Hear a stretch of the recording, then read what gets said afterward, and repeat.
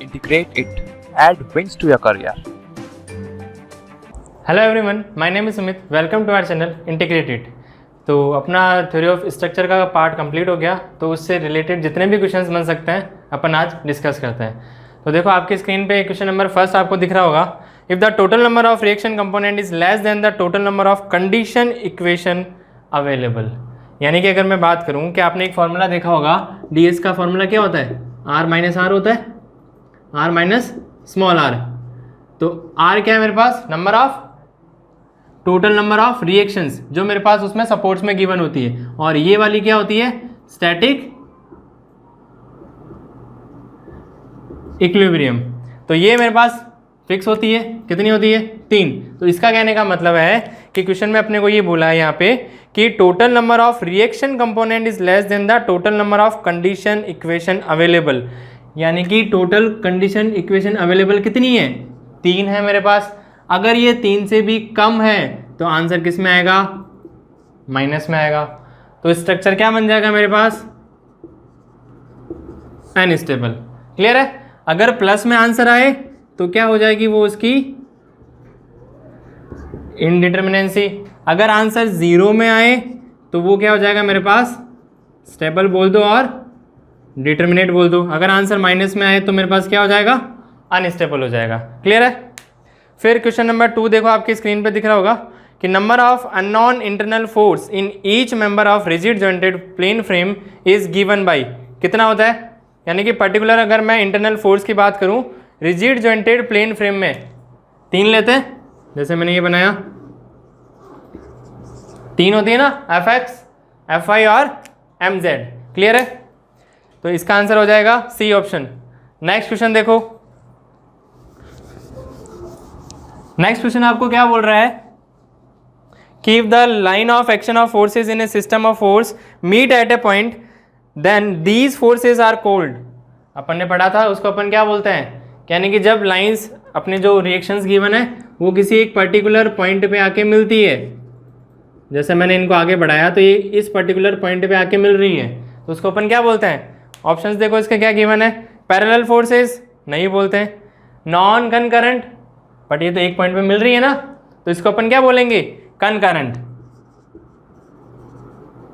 तो इसका ऑप्शन क्या हो जाएगा, सी आंसर हो जाएगा। नेक्स्ट क्वेश्चन देखो, इसमें लिखा हुआ है कि for a pin jointed plane structure to be statically determinate the necessary conditions is. अगर मेरे पास पिन जॉइंटेड है और वो कौन सी कंडीशन है, 2D कंडीशन है, तो अपन एक फॉर्मूला लगाते थे ट्रस का, कौन सा था, m-2j + r 2D के लिए। क्लियर है। अगर मैं 3D की बात करूं तो क्या हो जाएगा मेरे पास, m-3j + r। तो ये ट्रस के लिए कंडीशन है, किसके फॉर्मूलाज, ये दोनों ds के फॉर्मूलाज है। और मेरे पास फ्रेम के लिए भी फॉर्मूले होते हैं जो आपके पास यहाँ लिखे हुए हैं। क्लियर है। अब देखो नेक्स्ट क्वेश्चन है मेरे पास, आपको दिख रहा होगा एक बीम गिवन है और इस बीम की मुझे डिटर्मिनेंसी बतानी है। तो अगर आपको क्वेश्चन में गिवन नहीं है कि स्टैटिकली बताना है या काइनेमेटिक बताना है, तो आपको ध्यान रखना है हमेशा आप कौन से बताओगे, स्टैटिक बताओगे। अगर आपको उसने क्वेश्चन में कुछ भी नहीं बोला कि आप इसकी स्टैटिक निकालो या काइनेमेटिक निकालो, तो आप उसका क्या बताओगे, स्टैटिक बताओगे। जैसे मैंने ये बीम बनाई, बीम आपके पास गिवन है, ये वाला फिक्स हो गया, ये भी मेरे पास रोलर है और ये भी मेरे पास रोलर सपोर्ट है। तो इसको अपन दोनों मेथड से कर लेते हैं। पहला तो अपना सिंपल मेथड कौन सा था, r - r से कर लो। r क्या होता है, number of total reaction, total number of reaction जो अपने पास क्वेश्चन में आ रही है। और स्मॉल r क्या होता है, स्टैटिक इक्विलिब्रियम इक्वेशंस। क्लियर है। तो टोटल नंबर ऑफ रिएक्शंस देखो कितनी आ रही है मेरे पास, 3 यहाँ पे आएगी, 1 2 और 3, एक मुझे यहाँ मिलेगी और एक मुझे यहाँ मिलेगी। तो टोटल कितनी हो गई, 3 4 और 1 5, 5 लिखा मैंने। Number of static equilibrium equations कितनी होती है, 3 होती है। अगर कोई इंटरनल हिंज होता तो उसको भी अपन ऐड कर देते हैं, वो अपने पास नहीं है तो मैंने 3 लिखा। आंसर कितना आया, 2। तो पहला मेथड आप इससे कर सकते हो, क्या होगा ये ds। अब ds भी कौन सा वाला, ds भी एक्सटर्नल वाला, क्योंकि बीम में कौन सी इंडिटर्मिनेंसी होती है, सिर्फ एक्सटर्नल होती है, इंटरनल नहीं होती है ना, मैंने आपको बताया था। अब मैं इसको सॉल्व कर रहा हूँ कौन सा मेथड से, रिंग मेथड से सॉल्व कर लेते हैं। तो रिंग मेथड से देखो क्या करना है अपने को, इसमें रिंग बनानी है और सपोर्ट को भी फिक्स बनाना है। तो यहाँ से रिंग बनाया, यहाँ से रिंग बनाया, तो पहला रिंग ये बना, दूसरा रिंग ये बना। तो फॉर्मूला क्या होता है मेरे पास, 3 into number of ring minus, अब सपोर्ट को मुझे क्या बनाना है, फिक्स बनाना है। तो यहाँ देखो एक रिएक्शन है, फिक्स बनाने के लिए कितनी और चाहिए, टोटल 3 होती है ना, तो कितनी और चाहिए, 2 और चाहिए। तो 2 यहाँ पे मिल जाएगी अपने पास। इसको मैं ब्लैक से लिख देता हूँ ताकि आप कंफ्यूज नहीं हो। इसको लिख दिया मैंने, 2 मुझे यहाँ पे चाहिए और 2 मुझे यहाँ पे चाहिए, ये तो ऑलरेडी फिक्स है। तो टोटल रिक्वायरमेंट मुझे कितनी है सपोर्ट को फिक्स बनाने के लिए, 4 रिक्वायरमेंट है, तो 4 लिखा मैंने। तो आंसर क्या आ जाएगा, 6 - 4 = 2। क्लियर है। तो आप बीम मेथड को डायरेक्ट ये वाला फॉर्मूला लगा लो, या फिर आप रिंग कंसेप्ट से सॉल्व कर सकते हो, तो ऐसा भी लगा लो। क्लियर है। चलो, तो इसका आंसर हो जाएगा आपके पास डी ऑप्शन। नेक्स्ट क्वेश्चन देखो। नेक्स्ट क्वेश्चन में उसने मुझे बोला है कि which of the beam given in the following figure is a determinate beam, इसमें से डिटर्मिनेट बीम कौन सी है। तो देखते हैं इसमें से डिटर्मिनेट बीम कौन सी है। तो अब देखो इस क्वेश्चन में उसने क्या किया है कि जो सपोर्ट्स दिए ना वो फिक्स, रोलर और हिंज सपोर्ट नहीं दिया है, मीन्स उसमें भी उसने कुछ छेड़खानी कर दी। क्या किया, देखो ऑप्शन नंबर फर्स्ट में देखो उसने क्या लिखा है, उसने सिर्फ इतना सा दे दिया। क्लियर है। तो इसको भी अपन सिंपली सपोर्टेड बीम बोलते हैं, बट मान लो कि अगर जैसे सपोर्ट कुछ ऐसा गिवन होता, ऐसा गिवन होता तो रिएक्शन कैसे आती, कुछ ऐसे आती। अब इसका मीनिंग क्या है, जब इस टाइप के अपने को अगर बीम गिवन है तो इसका मीनिंग हो गया कि अपने को हॉरिजॉन्टल सपोर्ट रिएक्शंस इसमें नहीं माननी है। क्या बोला मैंने, आपको हॉरिजॉन्टल सपोर्ट रिएक्शन इसमें नहीं माननी है। कैसे नहीं माननी है, तो इस क्वेश्चन को सॉल्व करते हैं। तो देखो इसको अपन इस मेथड से सॉल्व करते हैं। फॉर्मूला क्या होता है, R माइनस R होता है। तो टोटल रिएक्शन मुझे यहाँ पर कितनी दिख रही है, 2 ही तो दिख रही है ना, ऑलरेडी गिवन है। माइनस इक्विलिब्रियम इक्वेशंस कितनी होती है, 3 होती है। कौन कौन सी होती है, m = 0, fx = 0 और fi = 0। बट यहाँ पे मुझे सपोर्ट वैसे गिवन नहीं है, और एक और इसकी कंडीशन बनेगी वो मैं आपको और बताऊंगा।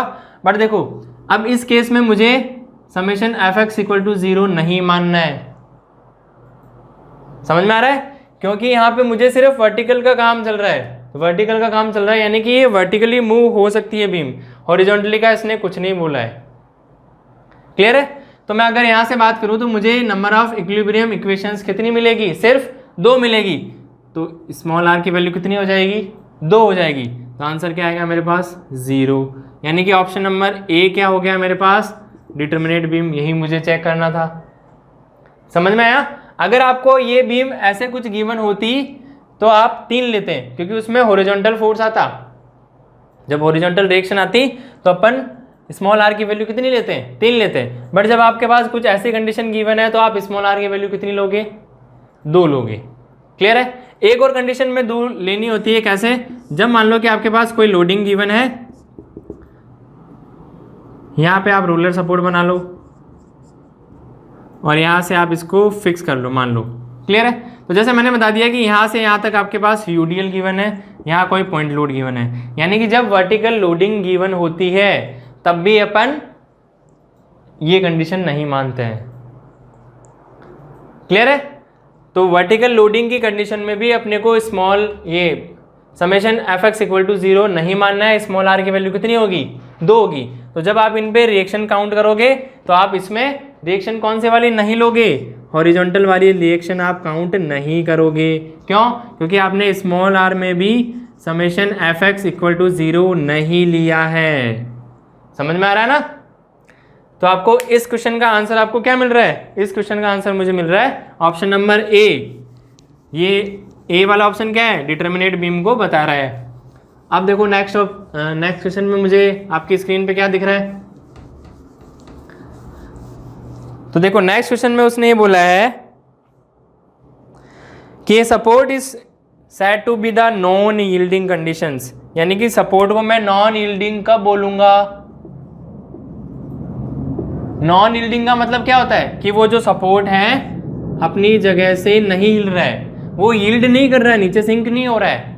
वो कब नहीं होगा? जब वो उस पर्टिकुलर पॉइंट पे क्या हो जाएगा? फिक्स हो जाएगा। तो ऑप्शन देखो इसमें क्या है, कुछ ऐसा बोला है कि it can take any amount of reaction. ऐसा तो कुछ होता नहीं है क्योंकि मुझे नॉन यील्डिंग की कंडीशन बतानी है। सेकंड ऑप्शन देखो, इट इज फ्रिक्शनलेस, ऐसा भी कुछ नहीं है। थर्ड इसमें क्या बोला है, it holds a beam firmly.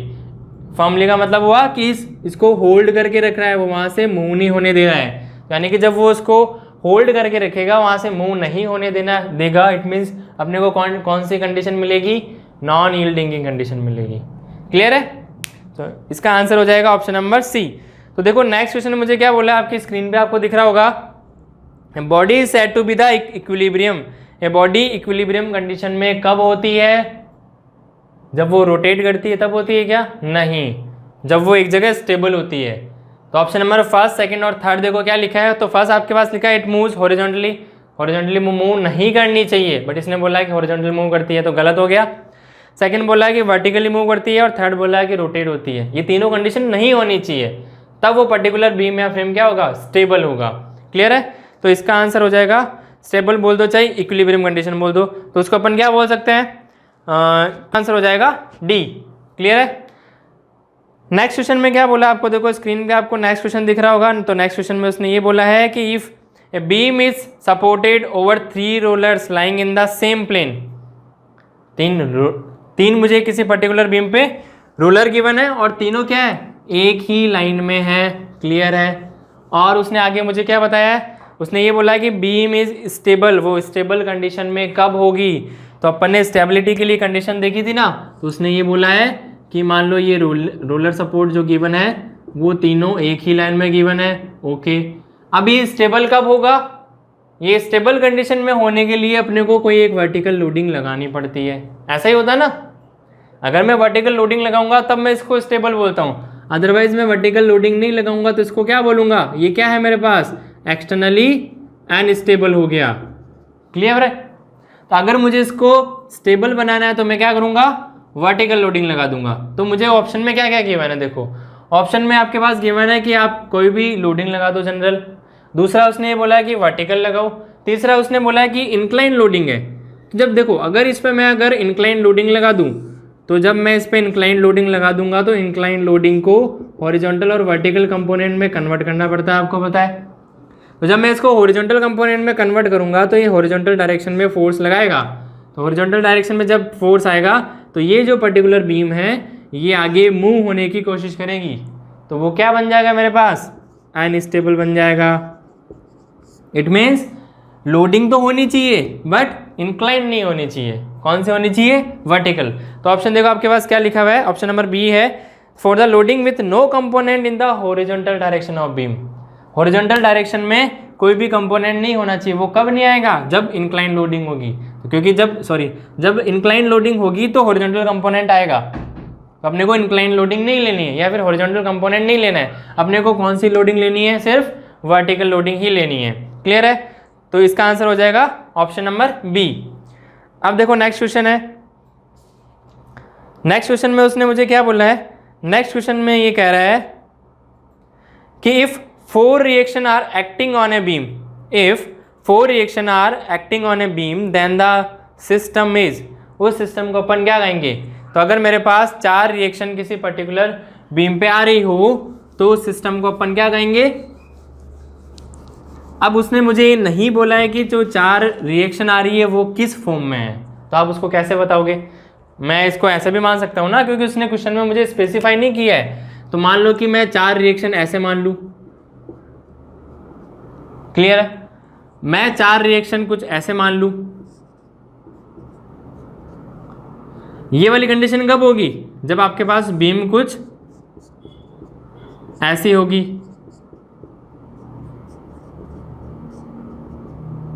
Clear है? और ये वाली कंडीशन कैसी होगी? जब ये चारों सपोर्ट क्या होंगे? रोलर का काम करेंगे।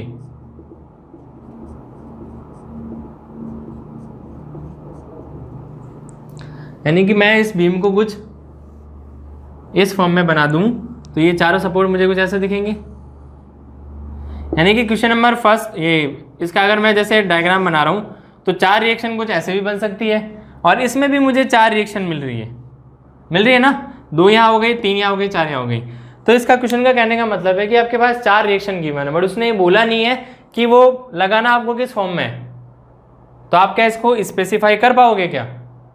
क्योंकि यहाँ देखो ये इसमें पैरेलल आ रहा है, तो पैरेलल की कंडीशन होती है तो क्या होता है, अनस्टेबल हो जाता है। क्लियर है? अब इसमें देखो 3 तो पैरेलल आ रहे हैं और 1 पैरेलल नहीं आ रहा है। मैं इसको थोड़ा सा और चेंज कर सकता हूँ कि यहाँ पे ये कुछ ऐसा सपोर्ट लगा दूँ, यानी कि मैं 4 रिएक्शन को बनाने के लिए ऐसा भी बना सकता हूँ। ये मैंने इसको स्टेबल बना दिया। तो यानी कि उसने 4 रिएक्शन कैसा है उसने क्वेश्चन में कोई स्पेसिफाई नहीं किया है, तो अपन इन तीनों ऑप्शन में से नहीं बता सकते कि इसका आंसर क्या होगा। तो ऑप्शन नंबर डी इसका सही आंसर होगा, कि अपन वो नहीं बोल सकते कि वो स्टैटिकली डिटर्मिनेट होगी, स्टेबल होगी, अनस्टेबल होगी। क्लियर है? अब देखो आपको स्क्रीन पे नेक्स्ट क्वेश्चन दिख रहा होगा। तो क्वेश्चन नंबर नेक्स्ट आपको क्या कहता है? क्वेश्चन नंबर नेक्स्ट में आपको गिवन है कि if all the reaction acting on the planar system are concurrent in nature then the system is non as.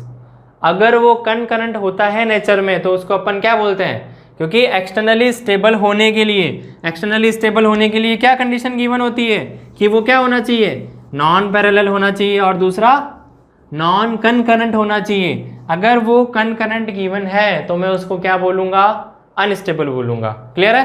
तो ऑप्शन नंबर आपके पास क्या हो जाएगा, सी। तो इसका सी आंसर हो जाएगा। तो देखो इसमें नेक्स्ट आपको क्वेश्चन दिख रहा होगा। नेक्स्ट क्वेश्चन में आपके पास 4 बीम बनी हुई है और इन चारों में से पूछा है कि इन चारों में से इनडिटर्मिनेट स्ट्रक्चर कौन सा है। क्लियर है? तो चारों में से अपन एक एक करके देखते हैं। तो देखो फर्स्ट बीम आपको गिवन है, सॉरी ये फर्स्ट फ्रेम आपके पास गिवन है।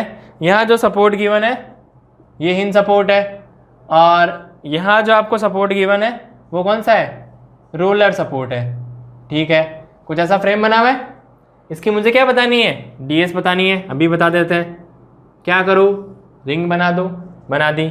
तो 3 into number of ring minus क्या करेंगे, इसको फिक्स बनाना ना। फिक्स बनाने में यहाँ पे कितनी रिएक्शन आएगी, 2 आएगी। चाहिए कितनी, 1। यहाँ पे कितनी आएगी, 1 आएगी। चाहिए कितनी, 2। टोटल रिक्वायरमेंट कितनी है, 3। आंसर क्या आया, 0। तो ये स्टैटिकली डिटर्मिनेट है। उसने पूछा क्या मुझे, स्टैटिकली इनडिटर्मिनेट पूछा है। तो देखो बी ऑप्शन, तो बी ऑप्शन में मुझे क्या गिवन है, बीम कुछ ऐसी गिवन है, बट ये सपोर्ट जो है, सॉरी फ्रेम कुछ ऐसी गिवन है, बट इसका जो सपोर्ट है वो थोड़ा सा उसने नीचे दे दिया। कोई दिक्कत नहीं है, मेंबर से अपने को कोई इसमें फर्क पड़ता नहीं है ना। डीएस में अपन तो वही सीज फॉर्मूला लगाएंगे। तो डीएस इज इक्वल टू क्या हो जाएगा, 3 इंटू नंबर ऑफ रिंग। तो नंबर ऑफ रिंग यहाँ पे भी कितनी बनेगी, 1 ही बनेगी ना। और इसको वापस से फिक्स बनाना है तो सपोर्ट वैसे ही सेम बन रहा है। तो इसमें मुझे रिक्वायरमेंट कितनी हो गई, 3 की। आंसर क्या हो गया, 0।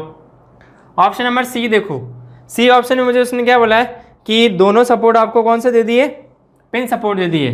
तो ये बनाया मैंने, तो यहाँ से भी ये पिन सपोर्ट है। इसका बताओ डीएस। तो डीएस इज इक्वल टू क्या हो जाएगा, 3 into number of ring. 1 ring बन रही है ना। ठीक है, अब इसको भी फिक्स बनाना है, इसको भी फिक्स बनाना है। आएगी कितनी इस पर, 2 आ रही है। चाहिए कितनी, 1 चाहिए। 1 यहाँ पे चाहिए, सेम 1 यहाँ पे चाहिए। तो 2 माइनस कर दूँ, आंसर कितना आएगा, 1। ये भी क्या हो गया, इनडिटर्मिनेट हो गया। ऑप्शन नंबर डी देखो, डी ऑप्शन में मुझे क्या बोला है, बीम फ्रेम कुछ ऐसे गिवन है और एक उसने इंटरनल हिंज दे दिया। क्लियर है? तो इंटरनल हिंज दे दिया, तो इंटरनल हिंज को भी अपन अब इसमें काउंट कर लेते हैं। यहाँ पे उसने मुझे इंटरनल हिंज दे दिया। क्लियर है? तो बनाओ इसका डीएस। तो डीएस क्या हो जाएगा आपके पास, डीएस इज इक्वल हो जाएगा 3 इंटू नंबर ऑफ रिंग कितनी होगी, 1 ही होगी। यहाँ पे 2 सपोर्ट आएंगे, सॉरी 2 रिएक्शन आएगी। तो मुझे यहाँ पे चाहिए कितनी, 1 रिएक्शन की रिक्वायरमेंट और चाहिए फिक्स बनाने के लिए। यहाँ पर भी 1 चाहिए और यहाँ पर भी 1 चाहिए। एमडेस -1 हो जाएगा ना, क्योंकि ये पिन का काम कर रहा है। तो टोटल कितनी चाहिए, 1, 2 और 3। तो -3 कर दो, आंसर कितना आया, 0 आ गया। कितना आंसर आया? 0 आ गया। तो उसने पूछा क्या मुझे? स्टैटिकली इनडिटर्मिनेट बीम पूछा है, तो यहाँ पे भी 0 आ रहा है, यहाँ पे भी 0 आ रहा है, यहाँ पे भी 0 आ रहा है, यहाँ पे 1 आ रहा है। तो ये ऑप्शन नंबर सी इसका राइट आंसर हो गया। क्लियर है? अब देखो नेक्स्ट, स्क्रीन पे आपको क्वेश्चन दिख रहा होगा, क्वेश्चन को पढ़ो ध्यान से। क्वेश्चन क्या कह रहा है मुझे?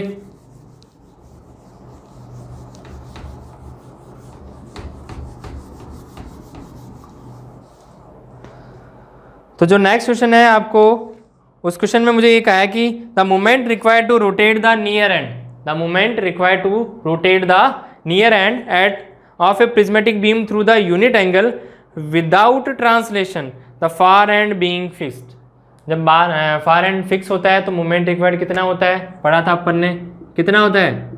4EI/L, याद है ना वो टेबल। और जब फार एंड हिंज होता है तो कितना होता है? 3EI/L।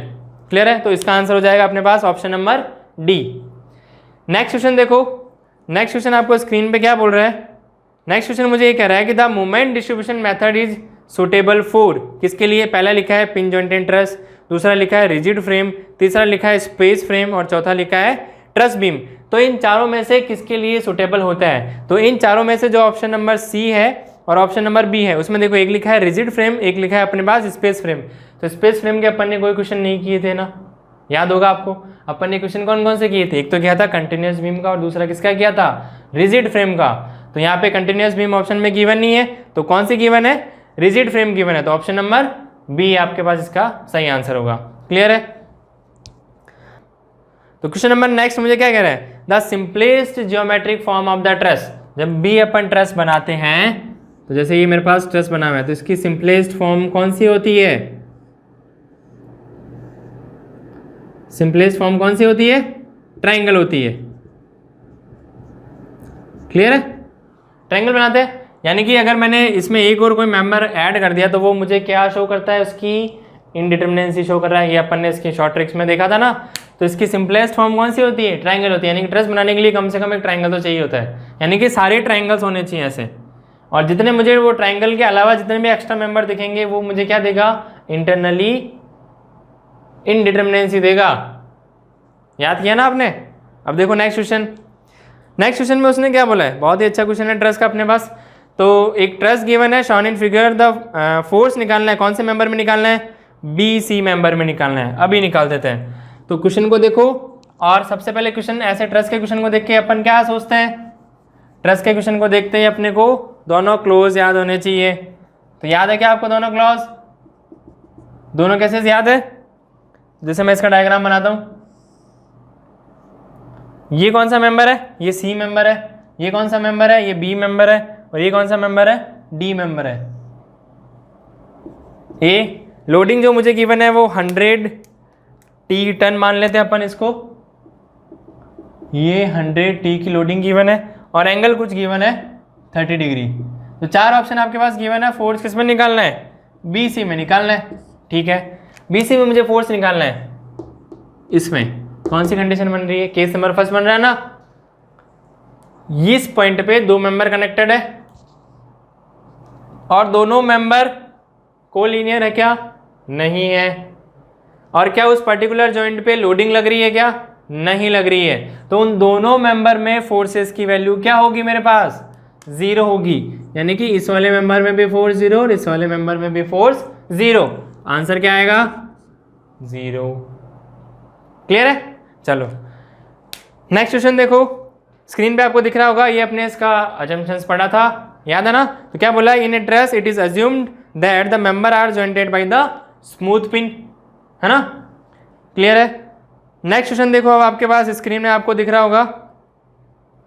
तो नेक्स्ट क्वेश्चन में मुझे क्या निकालना है? नेक्स्ट क्वेश्चन में मुझे निकालना है फोर्स। किस में निकालना है? सीडी मेंबर में निकालना है। तो देखो आपके पास ये जो सीडी मेंबर बन रहा है, ये वाला मेंबर बन रहा है, इसको स्ट्रेट बना लेना।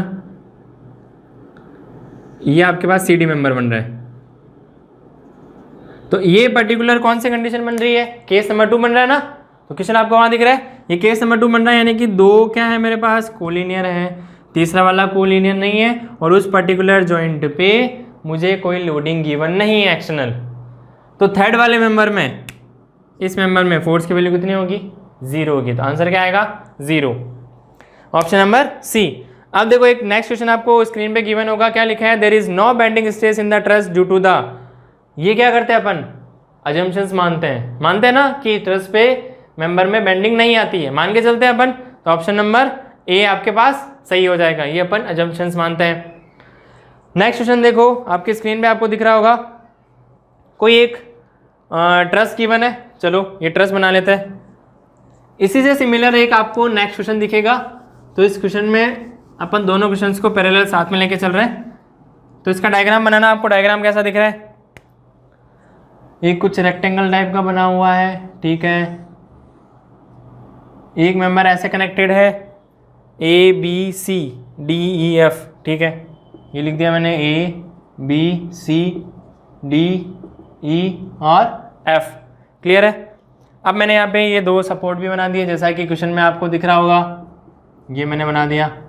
आपको लोडिंग गिवन है क्या, बिल्कुल गिवन है, कितनी गिवन है, 40 और 50 की, तो ये 40 की गिवन है लोडिंग और ये 50 की लोडिंग गिवन है, और कुछ गिवन है इसमें, और कुछ भी गिवन नहीं है। मुझे फोर्स पूछा है किसमें, BC में पूछा है, कोई लेंथ इसमें गिवन नहीं है, ये ए लेंथ अपन ने मान ली, और तो क्या मान सकते हैं, अलग अलग लेंथ मानोगे तो आंसर कुछ अलग आएगा, क्लियर है ना। जब क्वेश्चन में कुछ भी गिवन नहीं है तो सबकी सेम लेंथ अपने को माननी है, अलग अलग मानोगे तो क्वेश्चन सॉल्व ही नहीं होगा, क्लियर है ना। अब क्या करेंगे, उसने पूछा है मुझे, किस में पूछा है, BC में पूछा है, तो B और C इसमें पूछा है, क्लियर है।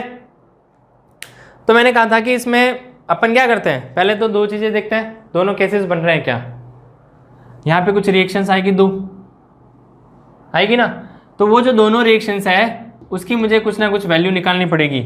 तो ये सपोर्ट आपके पास रोलर गिवन है, सॉरी ये रोलर गिवन है, आप इसको रोलर बनाना, तभी मैं देखो गड़बड़ कहाँ हो रही है, ये देखो ये आपके पास रोलर गिवन है, क्लियर है। तो अगर मैं इस पर्टिकुलर जॉइंट को बनाऊं, यानी कि जब मैं बी जॉइंट को बनाता हूं, तो बी जॉइंट पे एक तो लगेगा ऊपर की तरफ फोर्स, यानी कि इसको मैं लिख देता हूं FB, और उस पर्टिकुलर जॉइंट से मैं बाहर निकलते हुए फोर्स अज्यूम करता हूं, जैसे मैंने आपको बताया था, डायरेक्शन में इनकी ऐसे मानता हूं, तो यहाँ क्या आ जाएगा FBF आ जाएगा, और इधर क्या आ जाएगा FBC आ जाएगा, क्लियर है। तो मैं यहाँ बात करूँ कि मुझे जॉइंट मेथड से सॉल्व करना है या सेक्शन मेथड से सॉल्व करना है, तो पहली सबसे चीज़ है कि मुझे अगर एंड में कोई चीज़ किसी में फोर्स निकालना है, तो आप प्रीफर करो कि जॉइंट मेथड से आप सॉल्व करो। एंड में निकालना मतलब जैसे इसमें निकालना है, या फिर इसमें और इसमें निकालना है। मान लो कि वो अगर आपके पास कुछ इसमें निकालने के लिए बोलता, तो भी आप जॉइंट मेथड से भी कर सकते थे और सेक्शन मेथड से भी कर सकते थे। ईजी आपके पास कौन सा मेथड रहता है, वो चीज़ आपको आइडेंटिफाई करनी है। कैसे, जैसे मैं इस मेथड को, पहले तो मैं इसको जॉइंट मेथड से सॉल्व करता हूँ, तो अपन इसको देखो जॉइंट मेथड से सॉल्व करते हैं, तो जॉइंट मेथड मुझे क्या कहता है कि उस पर्टिकुलर जॉइंट में मैक्सिमम अननोन की वैल्यू कितनी होनी चाहिए सॉल्व करने के लिए, 2 ही होनी चाहिए, क्योंकि अगर आपके पास 2 अननोन है तो जॉइंट मेथड पे आपको इक्वेशन कितनी मिलेगी, 2 ही मिलेगी। कौन कौन सी मिलती है, summation fx equal to 0, summation fy equal to 0। आपके पास जब इक्वेशन ही 2 ही है उस पर्टिकुलर जॉइंट पे, तो अननोन भी तो मैक्सिमम 2 ही होने चाहिए। यानी कि अगर आपको 3 अननोन गिवन है तो ऐसे घबराने की बात नहीं है कि आप ये मेथड जॉइंट यूज़ नहीं कर सकते हैं, बिल्कुल कर सकते हो। मतलब आप इन दोनों इक्वेशंस का यूज़ करके इन तीनों को तो फाइंड आउट नहीं कर सकते हैं, बट एक आधे को तो कर सकते हो ना। अगर वही मुझे क्वेश्चन में पूछा है तो आंसर आ जाएगा। कैसे, देखो यहाँ पे मुझे यहाँ पे क्या बोला उसने कि मैं अगर समेशन fx को 0 करूँ, इस पर्टिकुलर जॉइंट पे समेशन fx को 0 करूँ, तो क्या बन जाएगा मुझे यहाँ पे FBC इक्वल टू 0 बन जाएगा ना। और दूसरी इक्वेशन अगर अप्लाई करता हूँ कि समेशन fy इक्वल टू 0 करूँगा, तो क्या बनेगा मेरे पास FB या RB ले लो इसको, चलो रिएक्शन है तो रिएक्शन से लिखते हैं अपन, RB ले लो, RB plus FBF equal to 0, ये बन गया। क्लियर है ना। तो अब देखो मुझे यहाँ से इसकी वैल्यू तो मिल गई ना, FBC इक्वल टू 0 मिल गया, और वही मुझे क्वेश्चन में पूछा है, तो मेरा आंसर तो आ रहा है ना, आंसर तो आ रहा है ना। हाँ, मैं ये कह सकता हूँ कि मेरे पास अभी अननोन है, मुझे इसको निकालने के लिए क्या चाहिए, एक इक्वेशन की रिक्वायरमेंट और चाहिए। एक इक्वेशन बोल दो, या फिर इन दोनों में से मुझे एक की वैल्यू पहले पता होनी चाहिए, तभी तो मैं दूसरे की वैल्यू फाइंड आउट कर सकता हूँ। क्लियर है ना? तो इसका आंसर क्या हो जाएगा? इसका आंसर हो जाएगा F B C equal to 0, यानी कि बी सी मेंबर में फोर्स की वैल्यू कितनी हो गई? 0 हो गई। अब देखो नेक्स्ट क्वेश्चन आपको जो स्क्रीन पे दिख रहा है वही सेम क्वेश्चन है। क्लियर है? उस क्वेश्चन में क्या बोला है, अब इसने फोर्स निकालना है मुझे किसी और मेंबर में, तो वो वाला मेंबर मुझे कौन सा गिवन है? बी एफ गिवन है। तो यहाँ पे चलो बी एफ के लिए कुछ करता है। ये बी एफ जो आपका है वो नहीं है, ये क्वेश्चन में है, उसकी बात कर रहे हैं अपन। तो चलो इस बेस्ट फ्रेंड की बात कर रहे हैं कि हाँ मुझे बी एफ में क्या निकालना है? फोर्स निकालना है। तो उसमें 0 होगा या नहीं होगा, अभी अपन चेक करते हैं। तो अब देखो वापस से मैंने वही जॉइंट उठाया, क्योंकि बी जॉइंट से मुझे बी एफ मिल रहा है ना, तो मुझे वही जॉइंट उठाना है, उठा लिया। अब मुझे बी एफ में मुझे फोर्स की वैल्यू निकालनी है, तो क्या मैं इससे इसको सॉल्व कर सकता हूँ क्या? नहीं कर सकता। अब मैं क्या करूँगा, मुझे यहाँ से क्या चाहिए? रिएक्शन निकालनी पड़ेगी। रिएक्शन तो मैं निकाल सकता हूँ ना। तो रिएक्शन निकालने के लिए क्या करोगे आप? यहाँ देखो, तो रिएक्शन निकालने के लिए आप क्या करोगे? ए पॉइंट के अबाउट मोमेंट को 0 कर दो। क्लियर है? तो जब मैं ए पॉइंट के अबाउट मोमेंट को 0 करूंगा तो आपको क्या मिलेगा? तो यहां से देखो,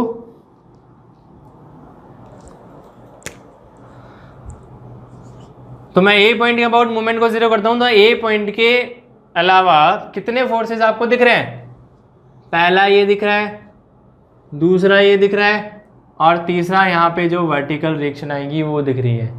यहाँ पे जो 2 फोर्सेस आएंगे उनका तो मोमेंट 0 हो गया ना, तो मुझे 3 दिख रहे हैं, और इसकी वैल्यू क्या है अपने पास? आर बी है। क्लियर है? तो देखो ये वाला फोर्स ऐसे जा रहा है, क्लॉकवाइज रोटेट करेगा, तो फोर्स इंटू परपेंडिकुलर डिस्टेंस क्या बन जाएगा मेरे पास? 40 इंटू ए, क्लॉकवाइज में करेगा रोटेट। फिर देखो ये वाला फोर्स नीचे आ रहा है, आना इस पॉइंट पे, क्लॉकवाइज रोटेट करेगा, तो 5t इंटू ए, तो प्लस 5t इंटू ए। फिर एक वर्टिकल डायरेक्शन में लग रहा है, आना इस पॉइंट पे, तो ये एंटी क्लॉकवाइज रोटेट करेगा, यानी कि माइनस का R B into 2a equal to 0 हो गया। क्लियर है? तो जब आप इसमें से आर बी की वैल्यू को सॉल्व करोगे तो आपको जो आर बी की वैल्यू मिलेगी वो कितना आएगा? 4.5t। इसको सॉल्व कर लेना, इस इक्वेशन को सॉल्व कर लेना, आपके पास आरबी की वैल्यू आ जाएगी। तो मुझे यहाँ से आरबी की वैल्यू मिल गई है, तो मैं अगर आरबी की वैल्यू को उठा के यहाँ रख दूँ तो मुझे एफ बी एफ की वैल्यू मिल जाएगी। देखते कितनी मिलती है। तो क्या मिल जाएगा मुझे?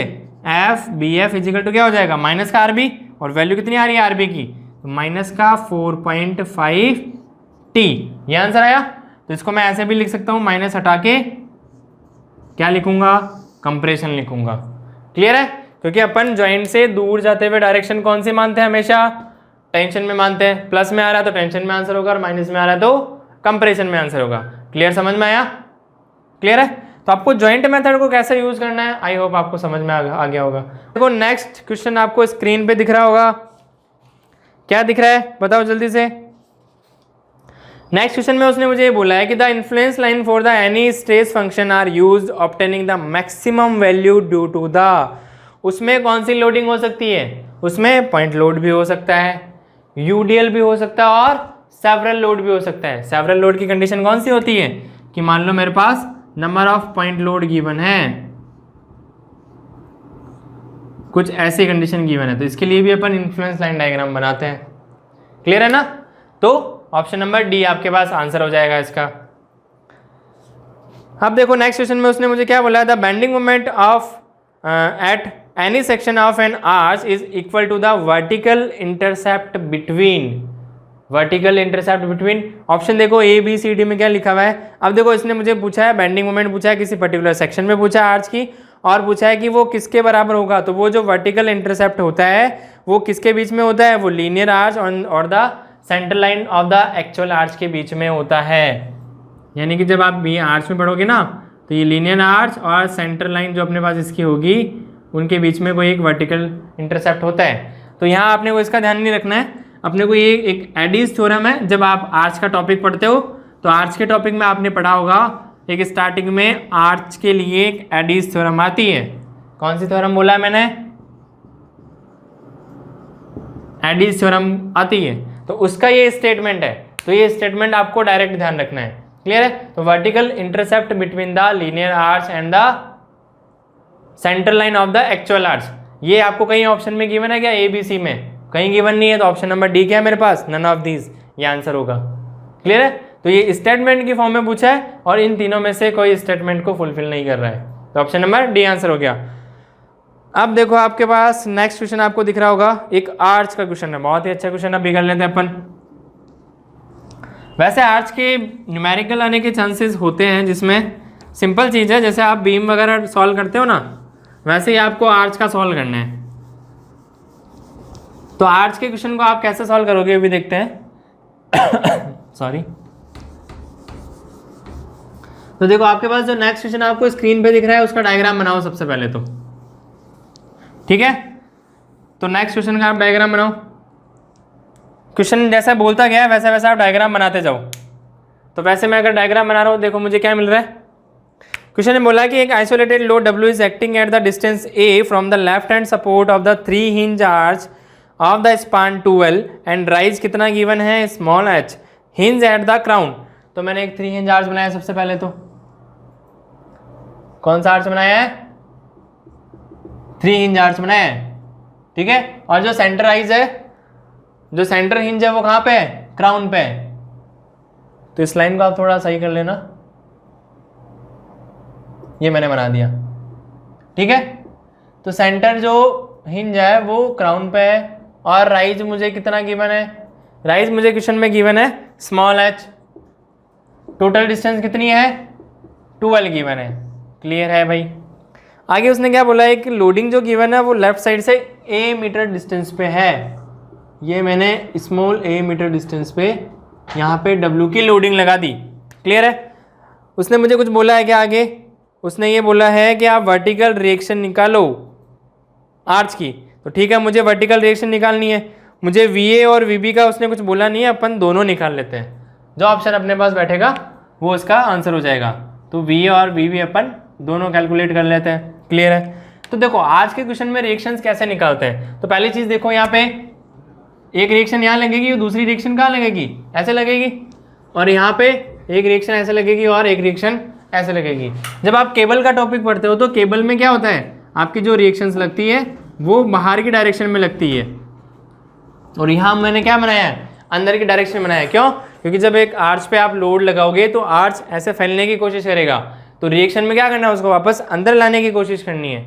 तो रिएक्शन आपको ऐसा लगानी है, बाहर के साइड में नहीं लगानी है। आर्च में ध्यान रखना, केबल में लगती है बाहर के साइड में। क्लियर है? तो मुझे रिएक्शंस निकालनी है VA और VB। तो मैं क्या करता हूँ, ये A पॉइंट हो गया, ये B पॉइंट हो गया और ये C पॉइंट हो गया। तो मैं B पॉइंट के अबाउट मूवमेंट को 0 कर देता हूँ। तो देखो B पॉइंट के लेफ्ट साइड में फोर्स कितने गिवन है? मुझे 2 ये गिवन है और 1 ये गिवन है। तो मैं इनको नाम दे देता हूँ। ये क्या दे दिया मैंने?